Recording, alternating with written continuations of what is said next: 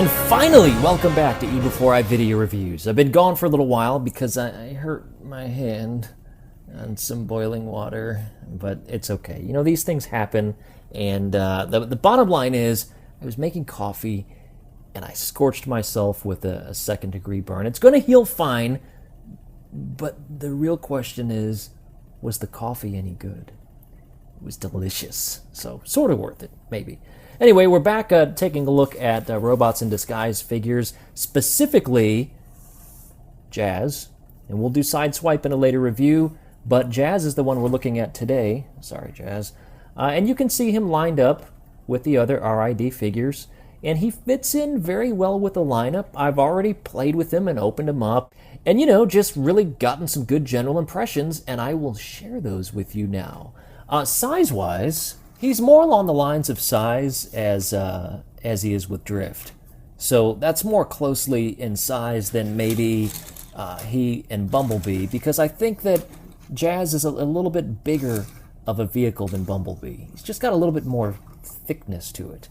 This is Jousting Jazz, because he's got the jouster thing on it, which is kind of cool. Let's take a close look at the car and see what you think about it.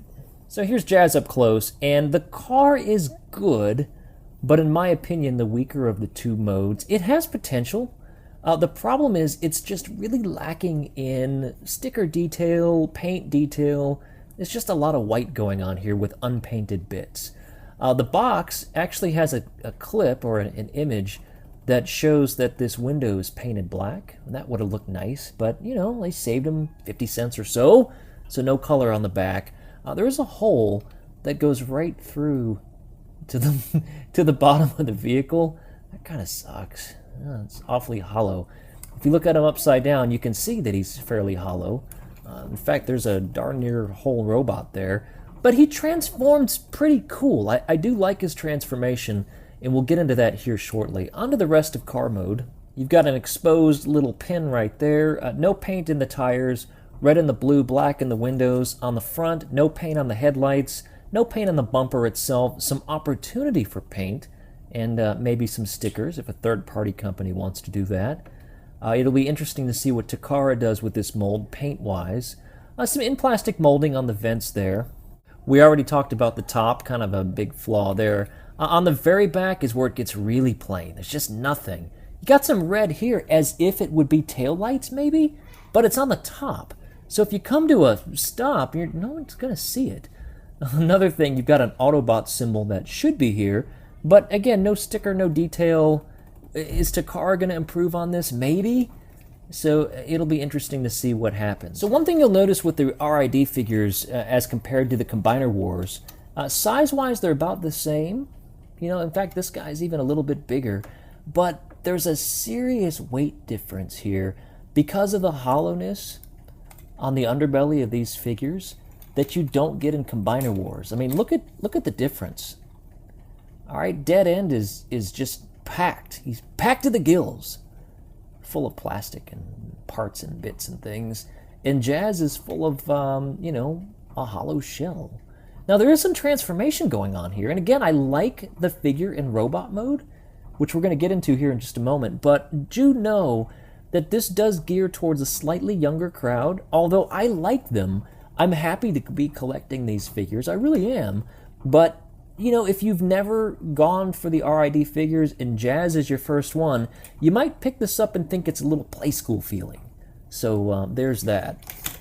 You see that Jazz isn't the only one, you know, that has this problem. I mean, you can see, this one's Drift isn't too bad. Yeah, so some are more hollow than others, but certainly Jazz is up there. Taking a quick look at his jousting weapon, it's cool. There's just no paint, so it's completely barren of just white and nothing. But good detail. I like the detail in the plastic a lot. Nice in-molded plastic. Looks like you can get a grip here or here, which is neat. The back almost looks a bit missily. So overall, this isn't too bad. I've not found, despite all this hollowness in here, I've not really found underneath the figure weapon storage. Maybe it's there and I just haven't found it. It's certainly not on any type of box or instruction, so it's not like I'm a complete idiot. But if there's a way to fit this on the underbelly, then someone write me in comments and let me know. As is, this fits right inside the hole. And it's not bad for a jousting car. Kind of cool. I like that quite a bit. We're going to go ahead and start the transformation. I do want to show you the box real quick because Jazz is very, very happy. Like, he sees that you're eating a corn dog, and he loves corn dogs. Let's move on. So to transform Jazz, we're going to pull the weapon out. And I really like the transformation of the arms, how they form the underbelly or the front bumper here, which is pretty neat. So what you want to do is you want to get in and you want to untab them. And you can see that they're tabbed in right there underneath the hood, forming the front bit. And again, these are his arms and his hands. So you just kind of open that up. And at this point, you want to take the doors and open them up. And I should have mentioned that they opened earlier, but they do open. So you can have some kind of cool poses in vehicle mode if you want the doors open. Once you've got the doors unpinned, you can lift that bit up as well. So you're just kind of unpinning things. And then you want to take the head, and you can turn that around, by the way, when you transform him if you want the head out of the way. But you're going to take the front section and just flip it over the head just like that. You're going to take this dual hinge under the arms themselves and lift it up into the little well right there. And then you're going to spin this around so that you form the arm. Rinse and repeat on the other side. Dual hinge that baby up, turn it, and bring the arm down. And you basically form the upper portion of Jazz. For the back of Jazz, now this is an interesting bit. You see that there's tabs right here, and he doesn't come packed this way, so pay close attention. I'm talking to you. Take those tabs right there, and you want to make sure that this back headpiece is facing on the inside so that when you bring this part up, that fits right into the groove. And I don't know if you can see that. Let me brighten this up a bit. All right, I'm going to whiten everything out so you can see. That tab goes right in there. So you're just going to give it a little push, and it slots in. Again, he's not packaged that way. So you want to pay close attention. Just make sure that you get it right. When you do it, it leaves a real nice flat back there. Coming around to the legs, you want to split the legs. And really, you just want to bring the feet down and open them up. Just like that. You'd think that you could do something with these sidewells, but you really can't. So you're just going to leave them like that. And you're going to like it, because that's what you're going to do. We also forgot to flip out the hands, so we're going to do that. Now, in package, these door wings are pressed right up against the wheelbases like that. I actually prefer good old school Transformers look. Take those doors and kind of open them up, which is awesome. And from this point, you're ready to take your RiD Jazz, stand him up, pose him up, and this to me is really where the figure shines. I'm a big fan of this guy. As always, let's take a closer look. Jazz is not quite as hungry for your corn dog as he was on the packaging, but he's got a cool face and nice blue eyes. There is no light piping, so that's just paint, which is fine. But there is light piping on other RiD figures, I'm pretty sure, right? Anyway, the chest comes down like you would typical Jazz. There's the RiD Autobot symbol. Not much to do or to say about the waist area.